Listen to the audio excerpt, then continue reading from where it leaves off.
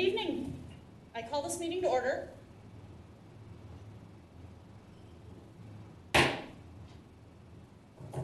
Please stand for the Pledge of Allegiance. I pledge allegiance to the flag of the United States of America, and to the republic for which stands one nation, under God, indivisible, with liberty and justice for all. All right. So,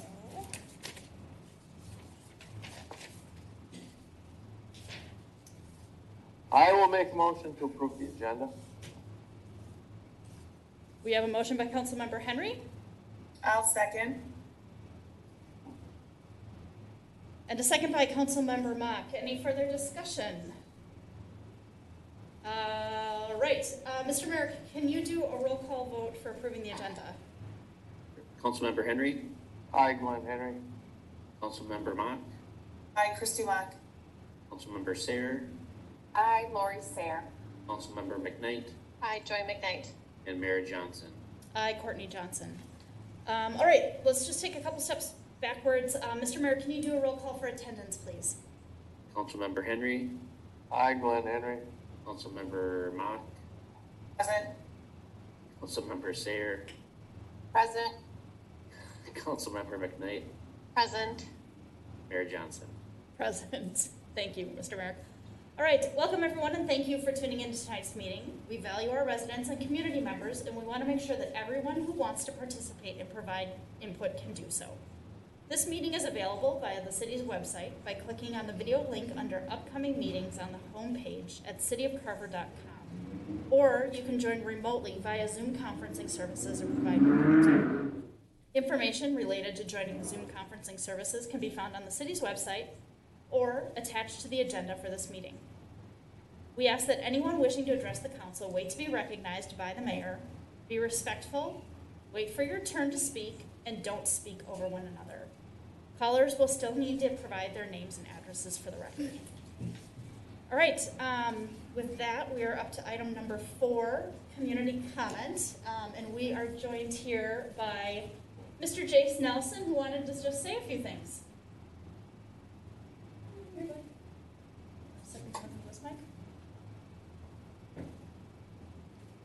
Okay, I understand you did something. What did you do? The lemonade stand. And what was your intention for the lemonade stand? To get a lot of money. Okay, for what? What did you want to get the money for? Playground equipment. Okay, the specific playground equipment or just slide and swings? Pacific What did you want? fireman pole, a tube slide, and a fireman pole. Bigger thing. And the Tigger. How much money did you raise? 101. Good job, buddy. All right. Well, thank you very much for your donation. We appreciate it. Good job. All right. So you can stand here if you want to go. Just in full disclosure, the Nelsons are our next door neighbor, and they're kind of within my bubble, which is why we're kind of busting the 6-foot rule. Okay. Let's see. Kevin, I believe that you're here for the community comment as well. Yes. Go ahead. Come on up. All right. Well, it's good to be here. My name is Kevin Sharp, and I'm the pastor of Westbrook Community Church, and I'm also a resident of Carver. I live on Ramsey Avenue, and I just wanted to come because we have land at Highway 10 and Highway 11, Jonathan Carver Parkway in Engler, and we are going to start building this fall, and we are excited about that. So I just wanted to come and introduce myself and let you guys know, and also invite you to our groundbreaking.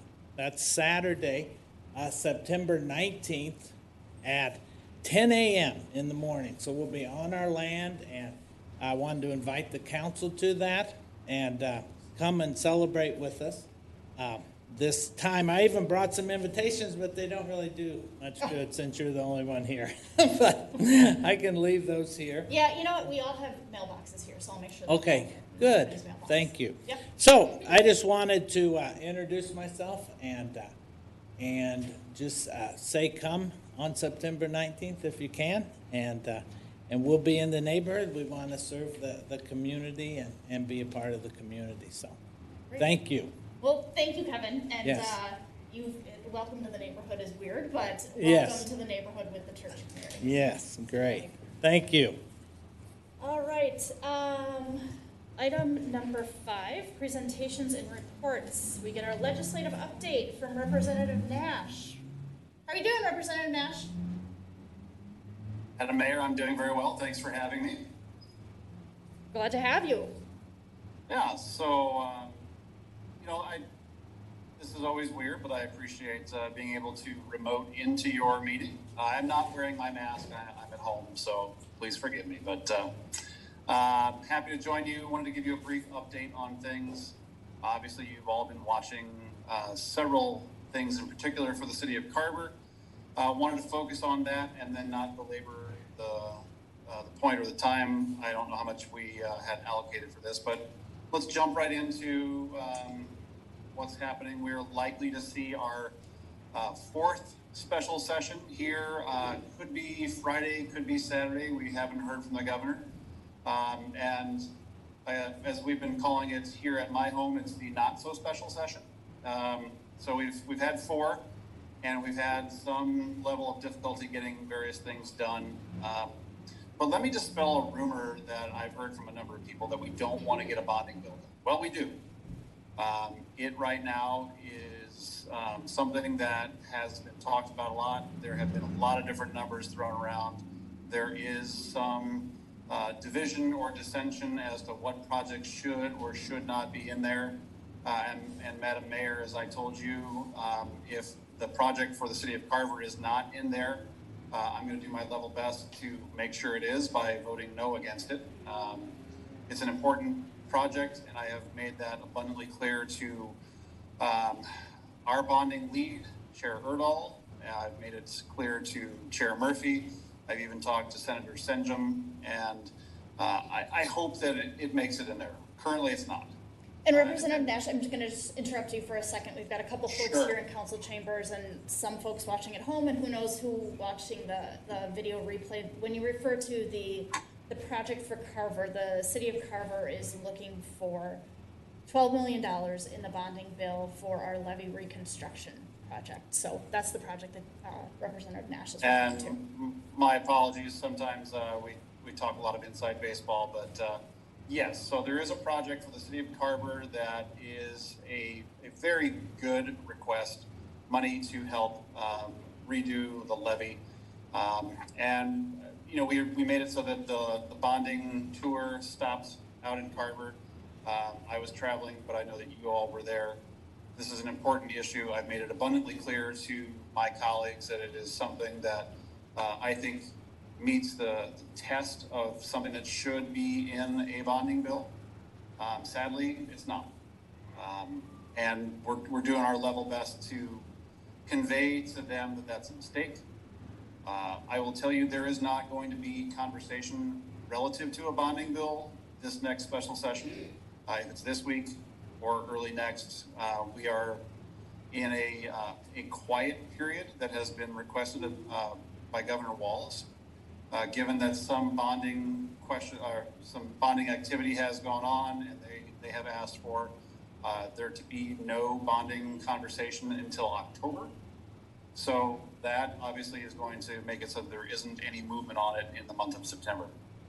I can tell you, I don't know what's going to happen in a special session in September. We have tried to work with the governor to put the legislature back into the role of a policymaking body. The governor still has his executive powers. They will lapse. That's the genesis of this reconvening of the legislature to reconfirm his executive powers. But it'll probably be a very quick in and out on the floor to do just that, with the fact that there won't be any bonding conversation. It is our hope that in the special session in October, that the legislature can be returned to its rightful place as the third leg of the stool, and that we can begin having meaningful conversations around things that matter to the city of Carver and other places. So that is our hope. But similarly, in the bonding bill, there isn't any money for Highway 212. If anyone's curious there, that's certainly something that impacts the city of Carver tremendously. And I will tell you, it's been bumpy sledding when it comes to putting things into the bonding bill. And Madam Mayor, I wanted to thank you for all of your efforts, and Administrator Merrick for coming down to the legislature a number of times, sometimes on short notice, to try to make our case. So my gratitude for that. We will keep trying, and I hope that we prevail. So I can stand for questions if you have them. Go ahead, Christy. Hi, Jim. I have a question. So if 212 is not in the bonding bill and it's like our levy is not, are there any projects in our surrounding area that were included in that bill? Yes, thank you for the question. I have this habit of speaking to the chair. So Madam Mayor, members of the council, yes, I believe Dr. Jensen was able to get the Lake Waconia Regional Park funded partly in the Senate. And looking at more infrastructure projects, oh, I'm sorry, there's some background noise. If we're looking at infrastructure projects like 212 and levy, parks, it looks like parks are taking some precedence over that in the bonding bill. And Madam Mayor's members of the council, it certainly would appear that that is the case. I and a good number of my colleagues believe that if we're going to do a bonding bill of this magnitude, that I call it a concrete and rebar bonding bill. That's what I'd like to see it become. Every member is different, and some members who have made their cases perhaps louder, or in the case of Senator Jensen, he's in the majority over the Senate, so that he's got the ability to inject that into the bonding bill.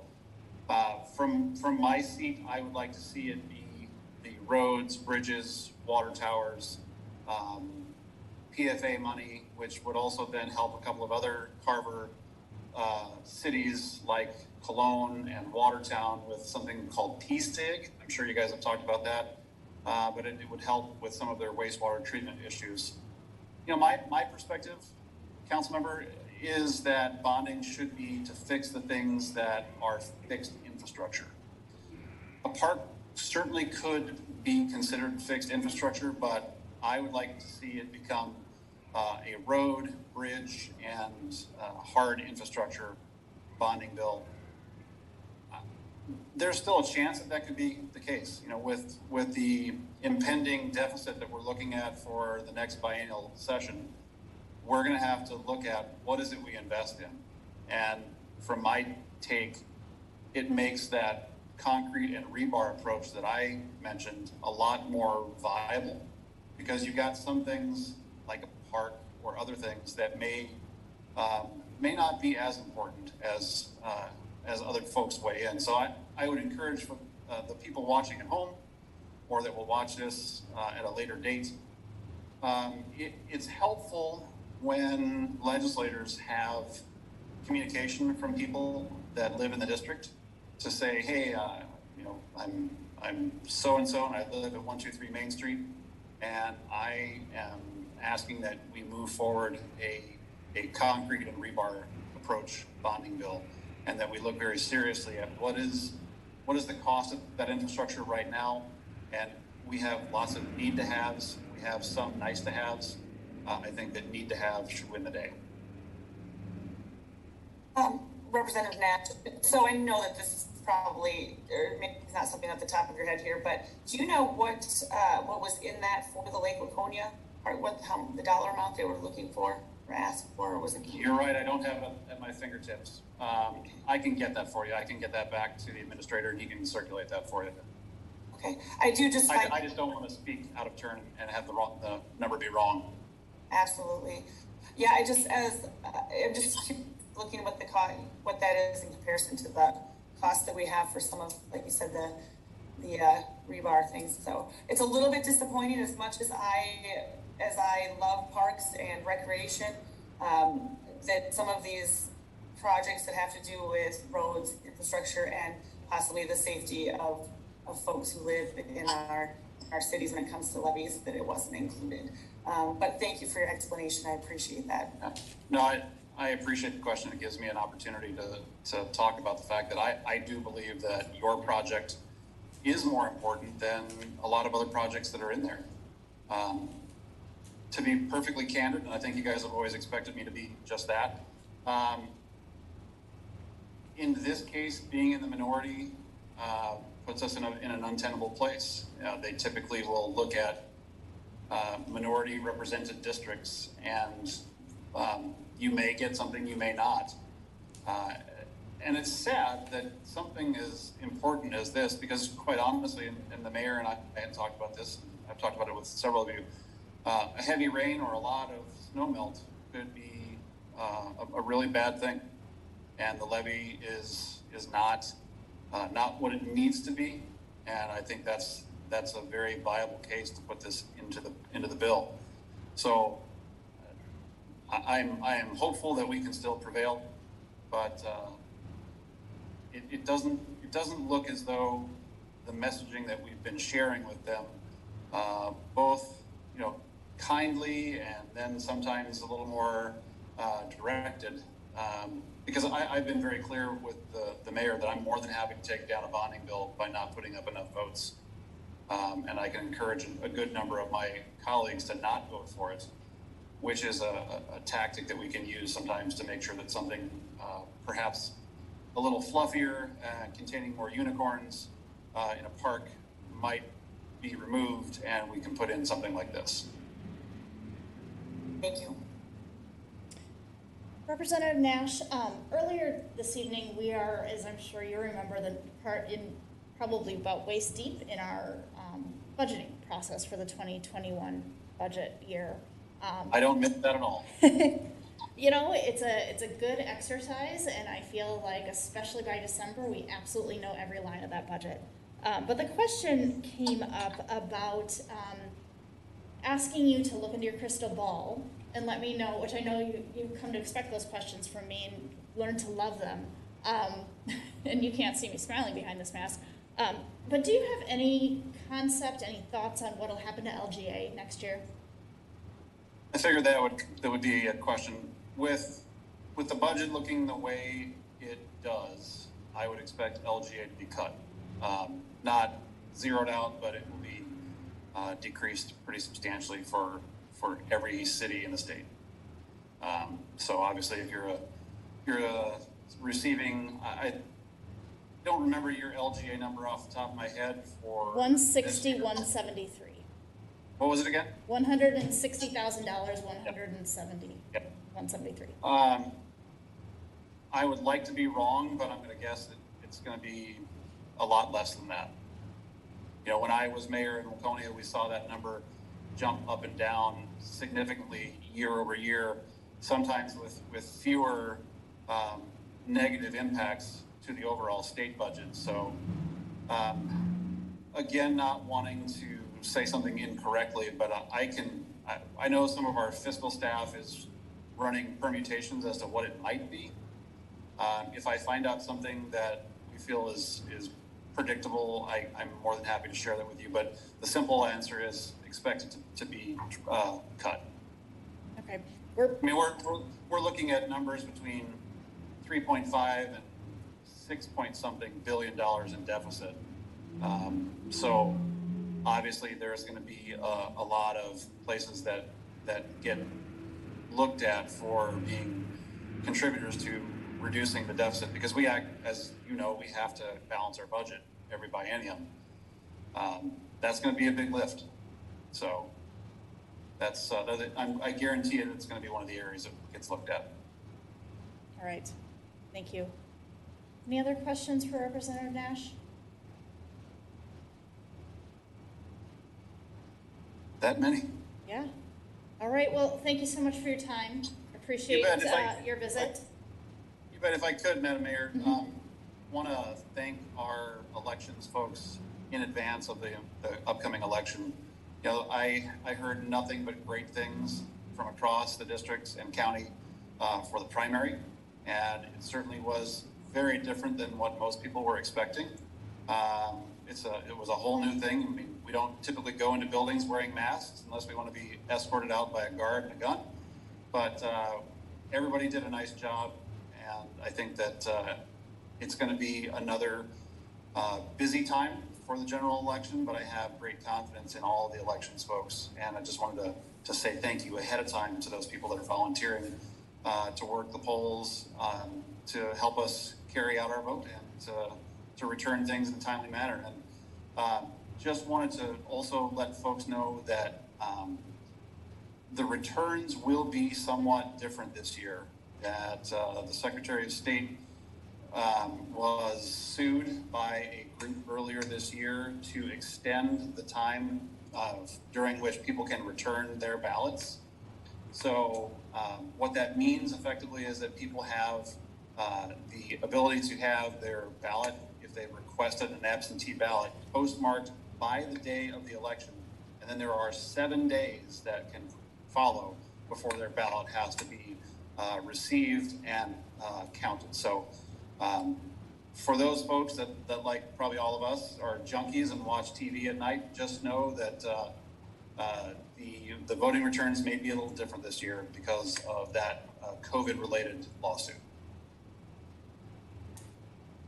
Thank you. You bet.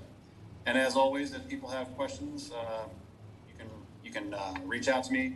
I think you all have my official email. It's rep.jim.nash@house.mn, and I'm always happy to help anybody in need. So please do reach out. Awesome. Thank you again, Representative Nash. Appreciate you coming tonight. Thanks so much. Have a great night. Have a good one. Thank you. Thank you, Jim. All right, no public hearings this evening. Can I get a motion to approve the consent agenda, please? I'll make motion to approve the consent agenda. We have a motion by Councilmember Henry I'll second that. and a second by Councilmember McKnight. Any further discussion?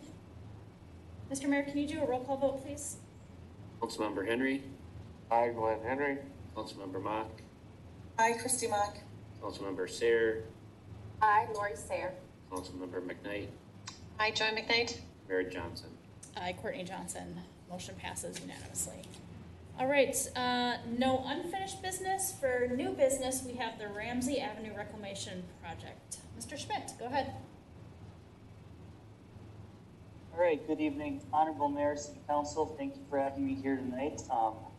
Here to talk about the Ramsey Avenue reconstruction project that we're considering incorporating into the 2020 street maintenance project. So I have a short presentation with a couple slides I'm going to pull up here. Give me a second, please.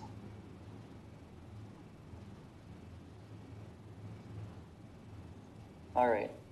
Can everybody see that now? Yep. Okay, thank you. Okay, so like I mentioned, we got really good bids here about a month ago on the 2020 street maintenance project that's associated with the Carver Bluffs neighborhood.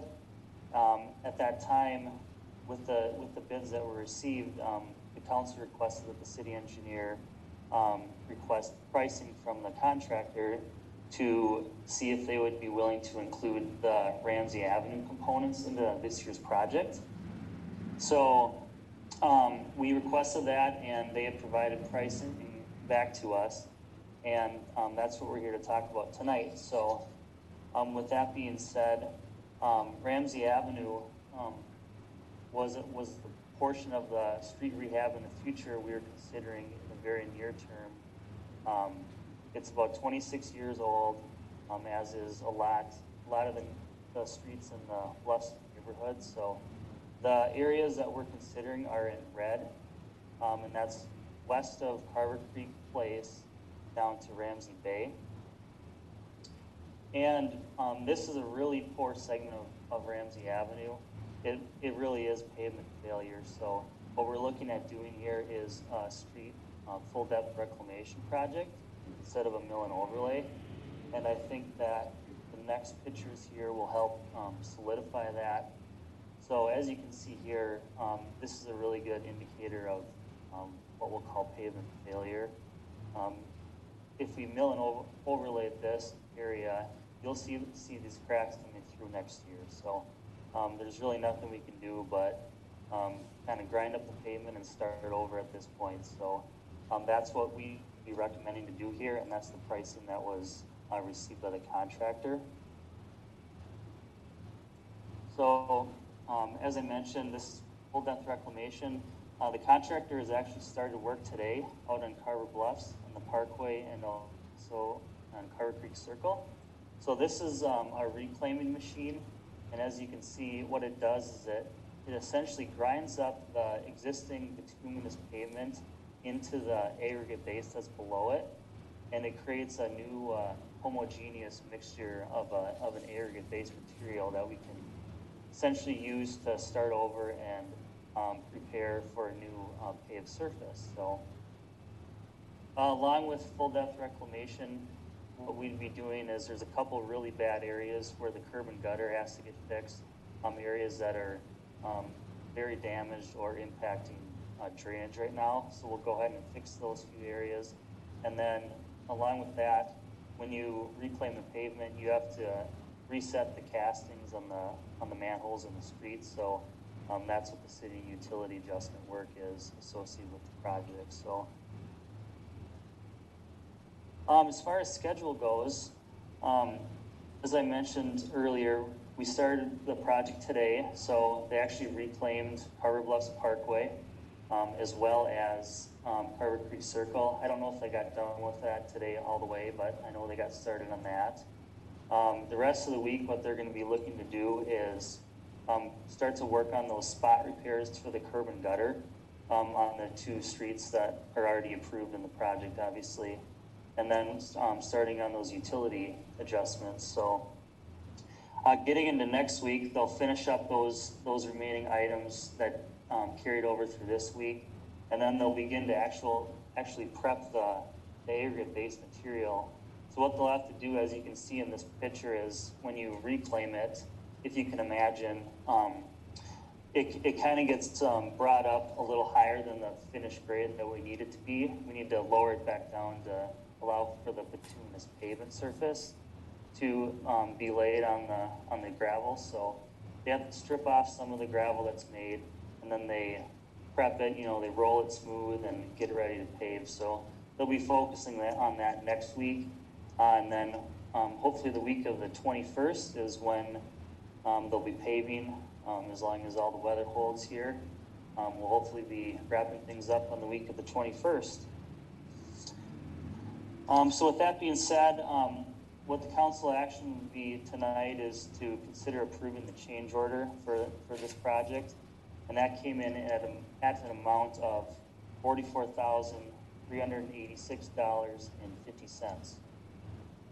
So with that, I'll open it up to any questions that the council may have. All right.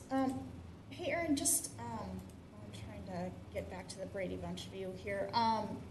Do they do 2 layers of paving? Is there a second lift that has to go through the freeze thaw cycle, or will that all be said and done and buttoned up this year yet? So for this project, there is 2 layers of pavement that will be going down, and we'll do both of those lifts here this fall. When you do deeper utility excavation work, we like to hold that second layer off. They call that the wearing course layer, but since this is really just surface improvements more or less, we'll go ahead and we'll put that on this year and we'll be done with the project. So got it. Thank you. Any other questions for Aaron? I don't have any questions. I just have a comment that I'm really glad to hear you talk about some of the drainage issues near the entryway, near 40, because I've always noticed those, and I just always thought that it was just because the pavement was failing versus drainage. So it's good that that will be addressed so that doesn't become a future issue again. So thank you. And I'm really delighted that we're able to include Ramsey, because that section that you described is very much failing. I live very close to it. I'm on it all the time. And so I'm really pleased that we're able to get that done for this very reasonable price along with this other project. I think that'll be a huge improvement and making a big dent in the improvements that are needed in Carver Bluffs right now. Because as you said, the city streets are pretty old in our development. That's all I had. All right.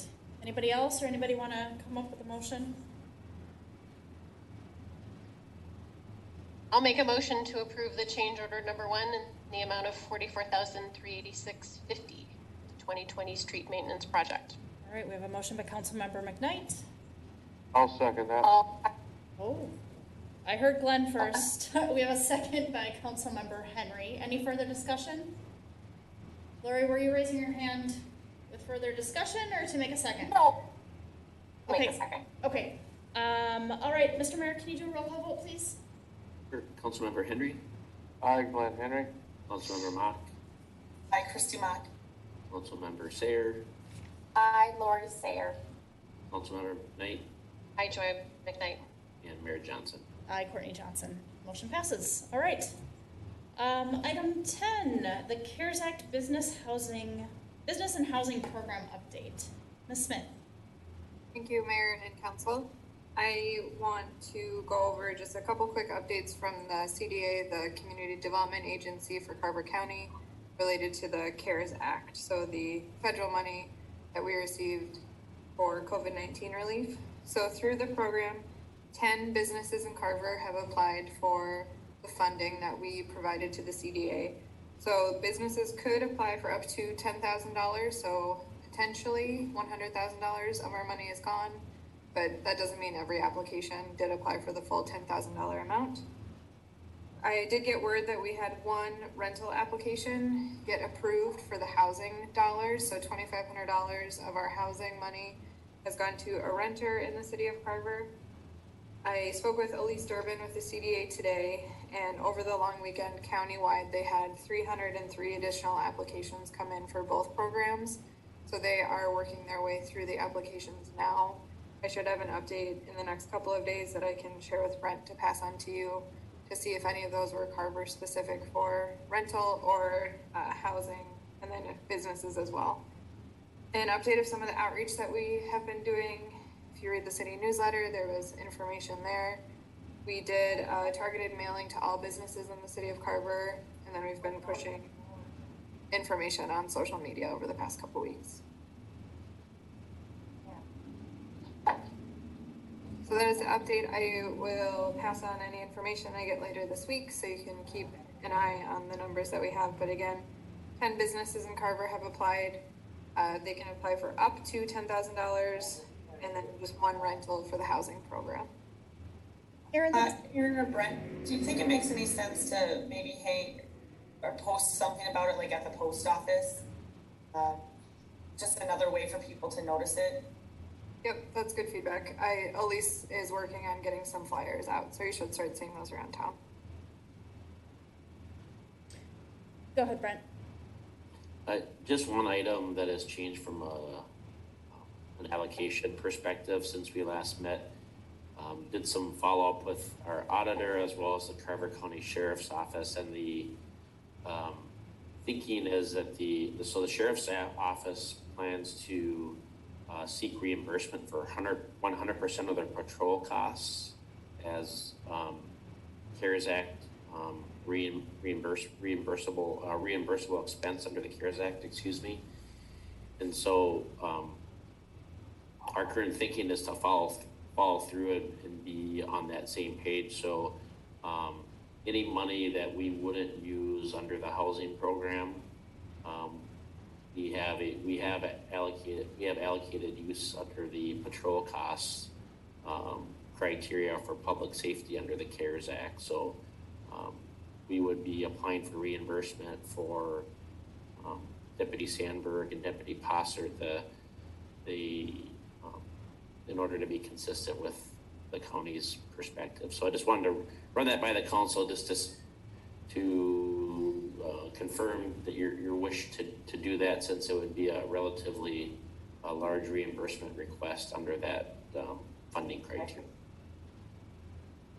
Do you know what Brent, the I'm a number little is, Brent? Thank you. I'm a little confused. So if we don't use all the CARES funding from people who apply towards housing, move that money over to paying law enforcement? So the care, so right now, our current schedule, regardless of what happens with the housing, is we're able to, under the current program criteria, be reimbursed for 100% of our patrol costs related to the pandemic. And so, obviously that sucks up the kind of the remaining portion of what we have. So if we don't use up the full 120 of the housing piece, then we would just apply the balance to our patrol costs. It runs from March to November, and that might not get us to the full amount, but that's our current thinking. And I just wanted to address that with the council before we actually move forward with that.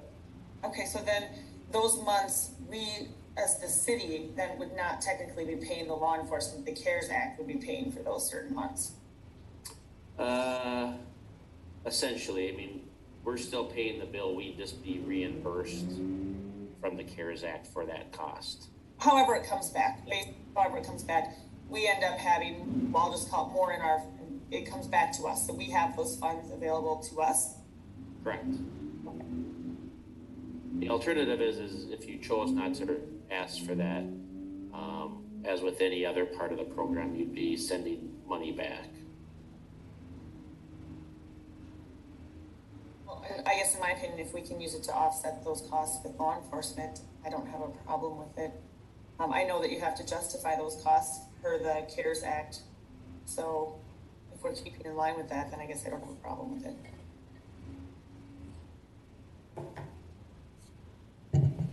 Yeah, I would agree. I think that the rental requirement, and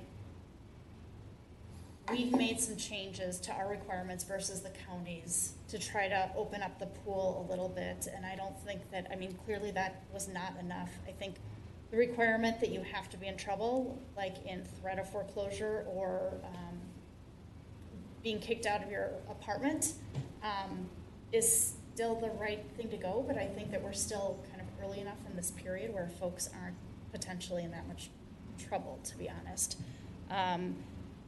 I think that we should absolutely apply for the reimbursement of the Sheriff's Department fees for what we're paying for our contracts with them. Erin, applications, the deadline for applications for both the housing and the business program were last Friday, correct? The business program is rolling. Okay. So the housing, yes. Is that right? One of them is rolling. Brent, am I right on that?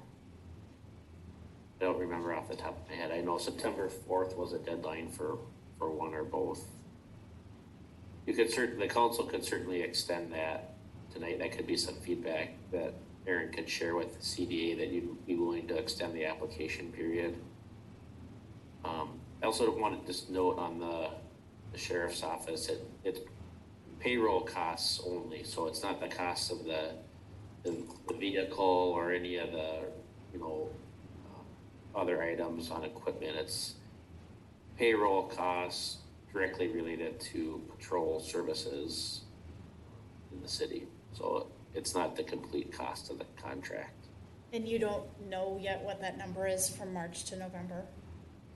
I don't have it in front of me. Okay. It's significant. It's a significant amount. Okay. We're doing 20% of the costs related to the fire department, and then we did quite a bit of research on the patrol costs because we didn't feel like the language was clear, and we frankly wanted to make sure that we were consistent with the county since they're providing the coverage.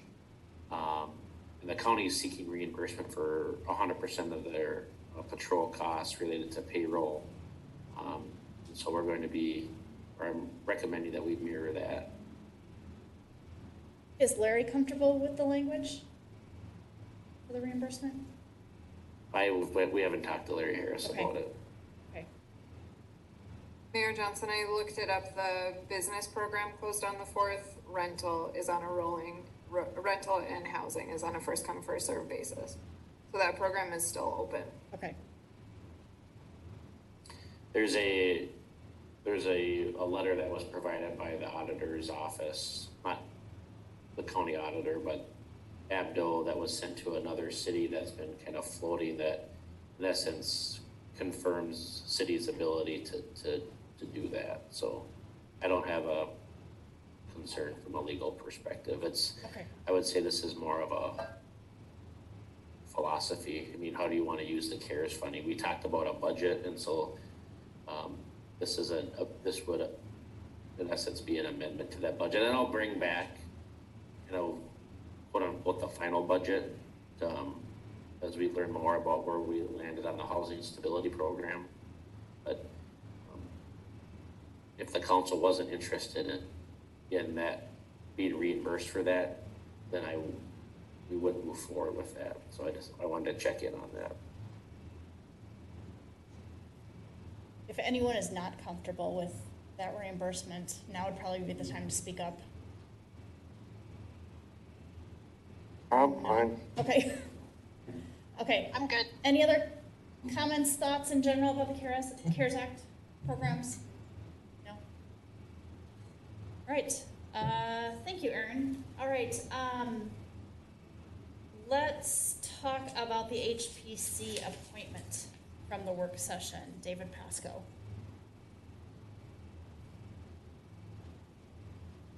Are you looking, Mayor Johnson, for a motion or just discussion at this point? I would entertain either. Well, I'll make a motion that we appoint David Pasco to the HBC Commission as the second alternate. We have a motion by Councilmember Mock. I'll I second. will. You got the last one, Glenn. I'm going to give that one to Lori. So Yep. second No by problem. Councilmember Sayer. Any further discussion? Let's just make it really clear when we let him know that he has been, depending on the outcome of this vote, that his, kind of explain how the terms work, and that the term will end in March, and that he will have to re-interview for this, just so that it doesn't seem like a bait and switch when we get to next March. So that's my only thoughts, comments. Any other discussion? Mr. Mayor, can you do a roll call vote, please? Councilmember Henry, Aye, Glenn Henry. Councilmember Mock, Aye, Christie Mock. Councilmember Sayer, Aye, Lori Sayer. Councilmember McKnight, I join McKnight. Mayor Johnson. Aye, Courtney Johnson. All right, motion passes. All right, now let's resume that budget discussion from the work session. I think we were at the point where we were all in favor of funding the $25,000 for the SCBA's for the fire department, and it was looking like we would like to have Brent come to the next meeting with a draft for that. Well, whatever the percentage would be, adding $25,000, and then that 6%, which would be both the street improvements and the SCBA's at $60,000 more. Does anyone like to see anything different, feel differently, feel that I'm not summarizing where we got appropriately? No, I think you captured it. So Brent, just based upon your description for the street maintenance, it sounds like, so next year we're going to come up with that really pavement management plan that's much more detailed. We'll also have a better understanding of the state funding we'll be eligible for and kind of incorporate that in the plan.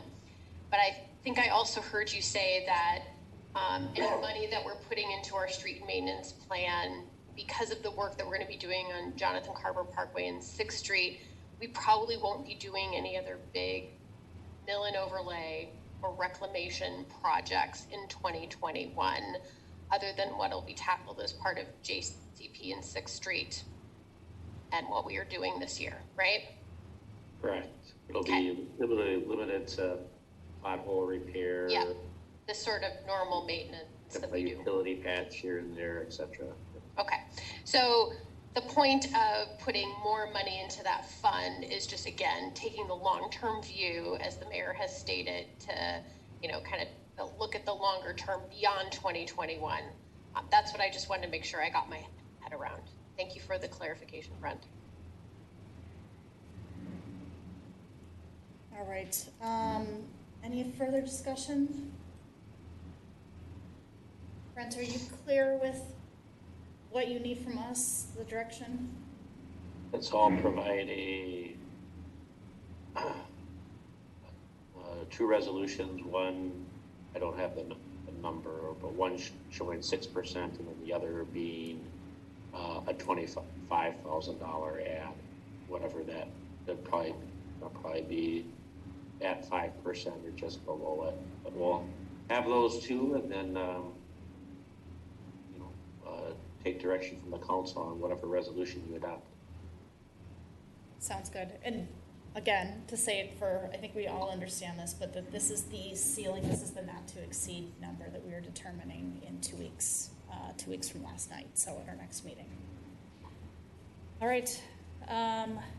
Thank you. All right. Council member updates. Glenn, it looks like you have your mic ready to go. Go. I have no updates. We haven't had a planning commission meeting, and I don't think we're scheduled to have one again this month. Well, that's it for me. All right. Have a great steamboat days, everybody. All right, Mayor Johnson. Go ahead. We are going to have planning commission this month. We are. We are. The packet will go out Friday. Well, thank you. Sure. All right. Lori, looks like you're ready. Yeah. I don't have a specific update for the Parks Commission, but just want to give positive feedback and thanks to just the committees, the staff, just everything that goes into our trails. So I recently had the opportunity to use some of the trails north of Carver Elementary, which I refer to as the trail with the 2 iron bridges, and easy to get to. And there's a little path where you could just go a little bit north and on up to Monroe Drive and end up right at a crosswalk that will then lead to Quick Trip when it's built. I just thought that was awesome. I know one of the things that I'm constantly wanting to support is trail connectivity, and that connectivity just didn't happen by accident. I know Ms. Smith had a lot to do with that. I know our Planning Commission, the Parks Commission. It was just really neat to see that all come together. So thank you for the people that were involved with it and helping see our vision for the trail connectivity. It was just something I wanted to share. Thank you. Christy, got anything? Yeah, I have a couple things. So last week, I was contacted by someone who had some suggestions for down at Riverside Park, and in working with Brent and Chad, it looks like a lot of those things either had already been done or were taken care of. I just wanted to make a personal, I guess, experience. So I went kayaking this weekend, and we went from Jordan, and we landed at the boat launch in Riverside Park. So we came out at the launch there, and I want to say that the launch was awesome. So coming out of there, it was very well cleaned out. We had no problems getting in and out. So I want to say thank you to the Public Works Department for having the boat launch in such good, I guess good, I don't want to say repair, but in good form. I did know, so a lot of times people think Riverside is kind of a forgotten little area, but when you live downtown, you use it, you see it a little bit more. And maybe some other people who live in other parts of the town. But I did want to mention when I came out of the river that day, there was a number of boat trailers that were parked there. So people are also using the boat launch. There was a gentleman playing horseshoes. There were people at the archery range. There were people sitting at the campsites, not camping, but sort of gathered in their small groups and hanging out and talking. And then there was walkers going through there. So it's used, but I did notice a couple of things. There weren't any picnic tables down there at the campsites, and I know that there were specific picnic tables that went at each campsite in the past. I know that they were staked down at one point. I didn't notice them. I mean, if they were there, great, but I'm pretty sure I didn't see any.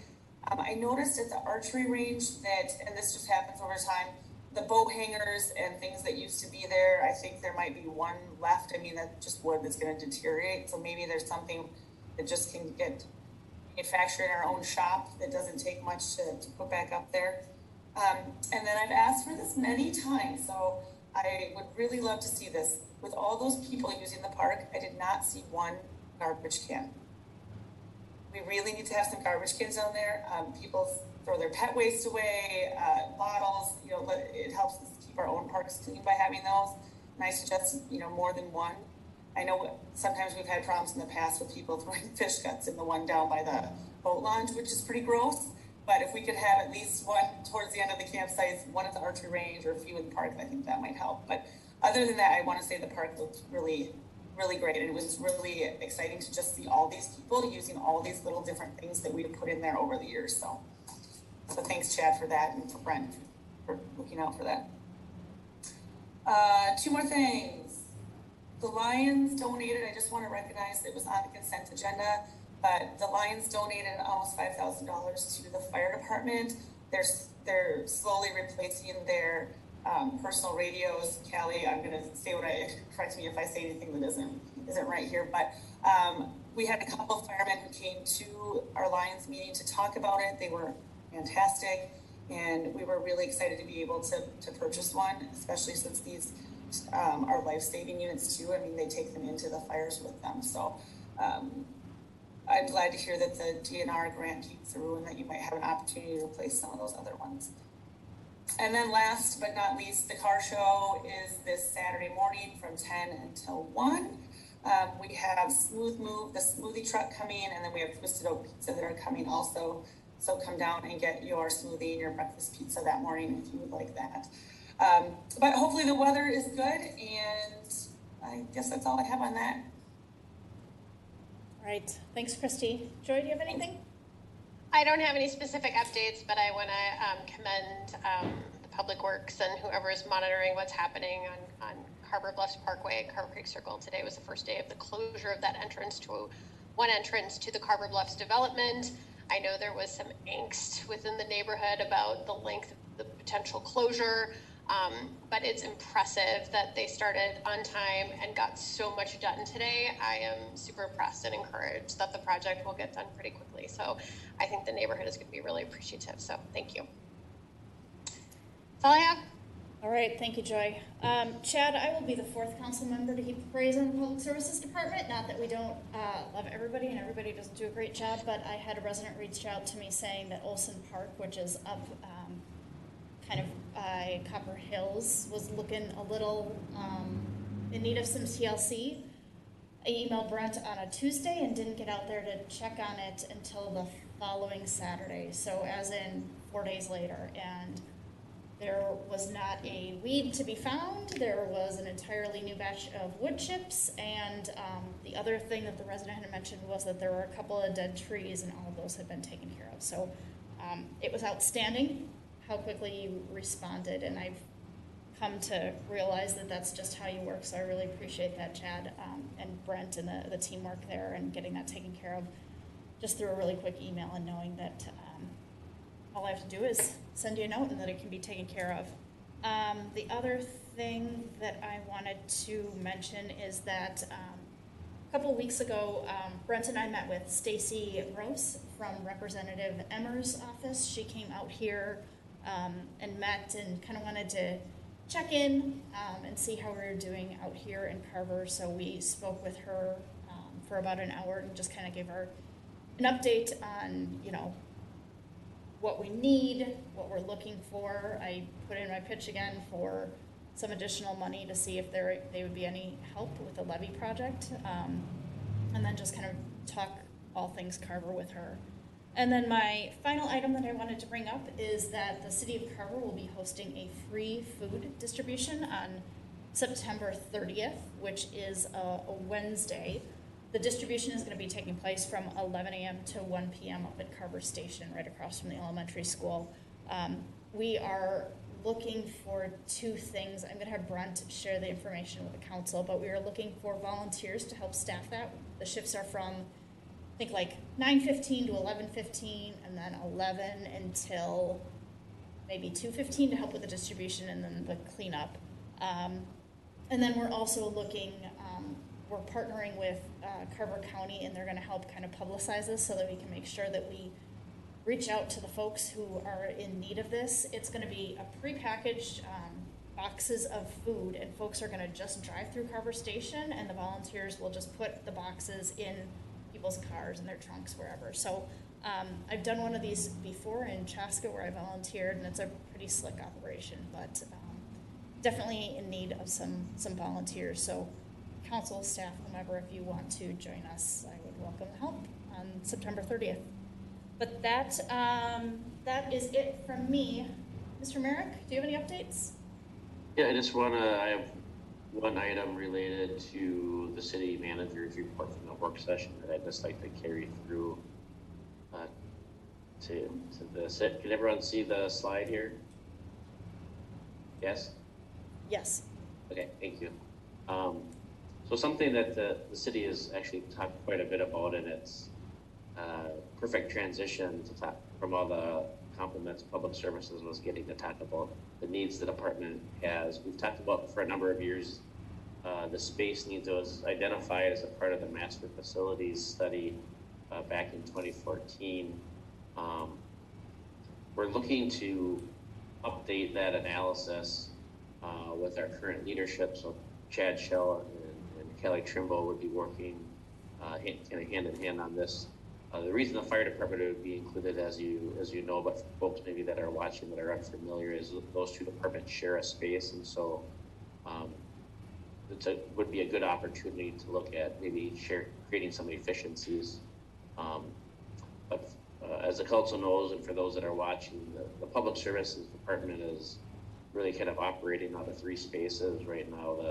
The main facility or actually four facilities. The main facility on Jonathan Carver Parkway, the former public utilities building at Main and Broadway. We have also storage at Lions Park, which actually used to be the formal public works department space. And then finally, the old former wastewater treatment plant site where we have a lot of outdoor storage. Two of those four spaces, the wastewater treatment plant is tentatively planned as a redevelopment site for Creekside Park, which we'll be bringing back to the council hopefully later in the year, just to continue the brainstorm on that. Also related to future parks planning, the former public utilities building, or as some people might remember with a little bit more history, the former fire department is slated in the parks master plan to be a future splash pad area. And then just in addition to those four sites, we have a storage yard in the back of the main facility where we just have a lot of things that are stored outside. And so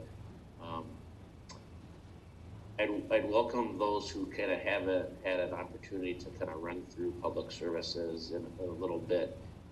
They've done a great job of maximizing their space, but there's hardly room to walk around vehicles at this point.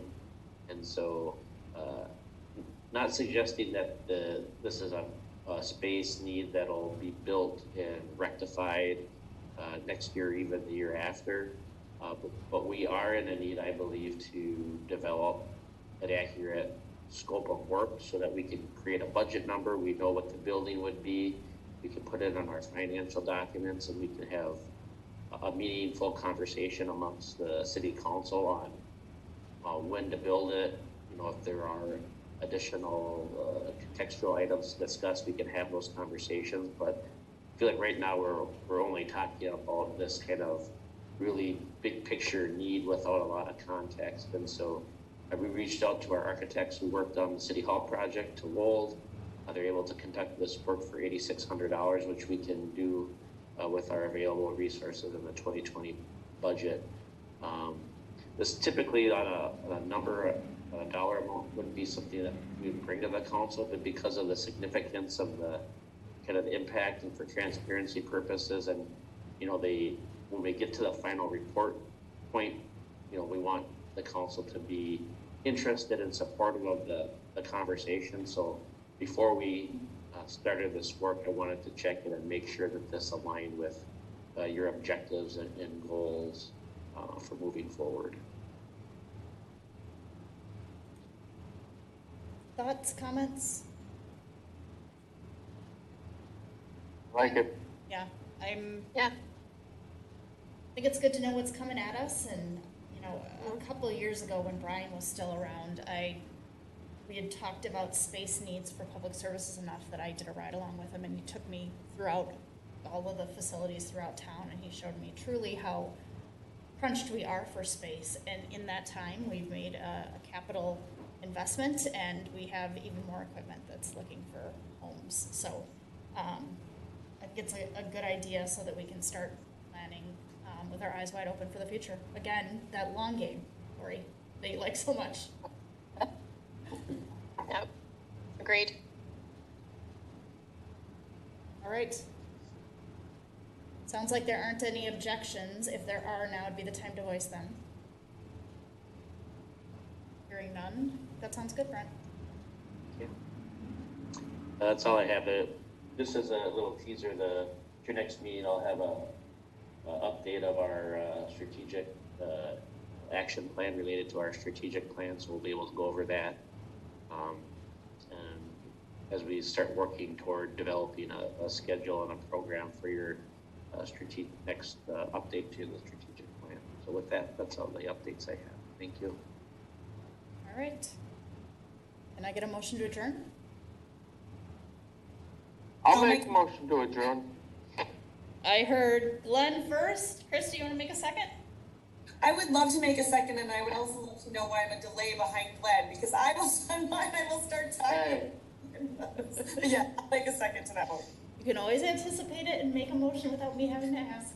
All right, we have a motion by Councilmember Henry and a second by Councilmember Mock. Any further discussion? Mr. Merritt, can you do a roll call vote, please? Councilmember Henry, Aye, Glenn Henry. Councilmember Mock, Hi, Christy Mock. Councilmember Sayer, Hi, Lori Sayer. Councilmember McKnight, Hi, Joy McKnight. Mayor Johnson. Hi, Courtney Johnson. All right, motion carries. We're done. Thank you all. Have a good night.